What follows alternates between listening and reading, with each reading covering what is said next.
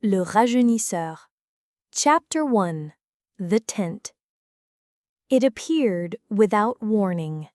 One gray morning in late October, the people of Saint-Aubin woke to find a tent standing at the edge of the village. Nobody had heard wagons or footsteps in the night. No lanterns had flickered across the fields. No horses had pulled heavy poles in canvas through the muddy road. Yet there it was, tall and strange, the size of a small house, its beige walls swaying gently in the wind. At first, the villagers thought it was the traveling circus that sometimes passed through. But there were no painted signs of clowns or acrobats, no call of trumpets, no animals braying.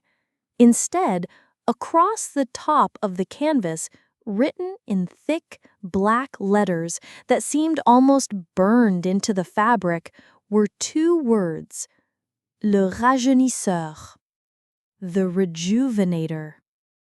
Henri, the baker, was the first to spot it while stoking his ovens.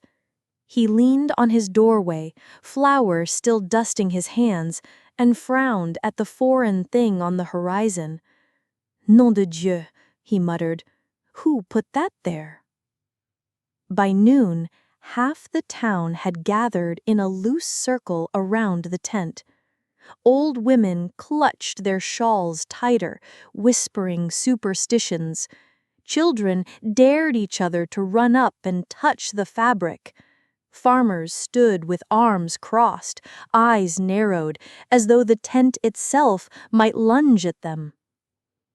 "It wasn't here yesterday," said Luc, the butcher, his heavy arms crossed.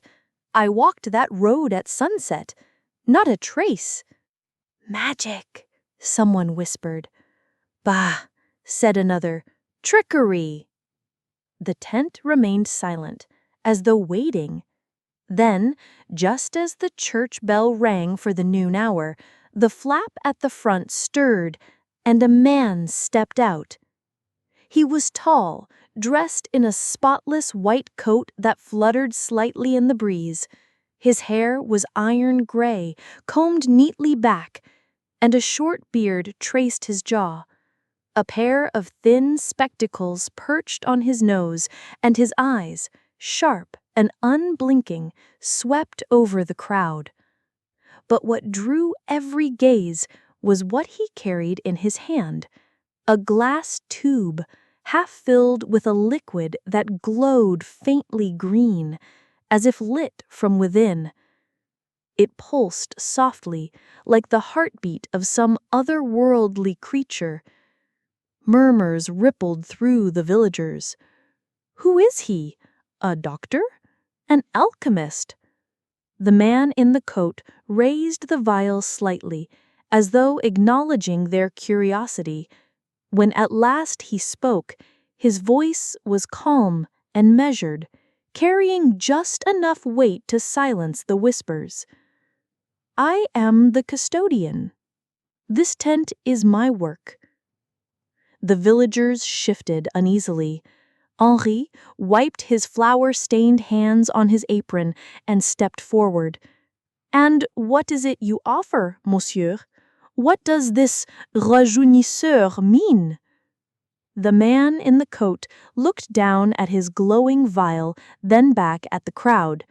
His gaze lingered on their lined faces, the bent backs, the tired eyes of farmers and seamstresses who had carried years of toil. "It means," he said slowly, "that here, time can be undone." A silence fell heavier than any church bell.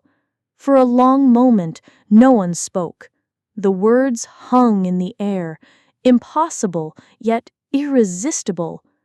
Finally, a laugh broke the stillness, dry, skeptical.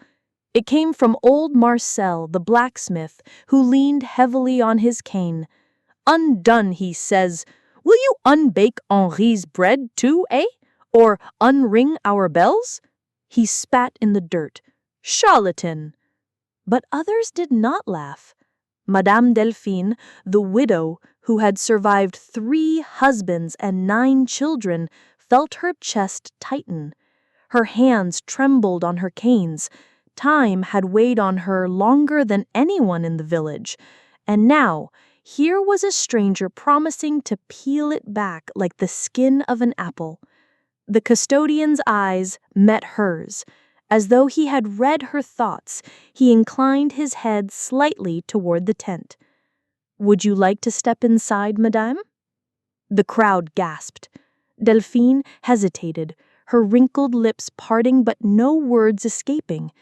She looked around at the villagers, at Henri with flour on his hands, at Luc with his blood-stained apron, and the wide-eyed children clutching their mother's skirts. Her voice, when it came, was cracked but steady. "My time is nearly gone. If this is a trick, then I've little to lose." And before anyone could stop her, she began her slow, halting walk toward the tent. The custodian extended his arm. She took it, and together they vanished behind the beige flap. The crowd surged forward, holding their breath. Seconds passed, then minutes. Even the birds seemed to fall silent. And then the opposite flap stirred, and out crawled a child. A little girl with wild curls, cheeks round and flush, and bright eyes that sparkled like river water. She giggled, clapping her small hands as though the world itself was a new and wondrous thing. "Mon Dieu," whispered Henri, his knees nearly giving way. "It's her! It's Delphine!" Gasps erupted. Some crossed themselves, others backed away in fear. The custodian stepped out once more, holding his glowing vial high. "Time," he said, voice ringing like a sermon, "is not destroyed here, it is recycled." And Saint-Aubin would never be the same again.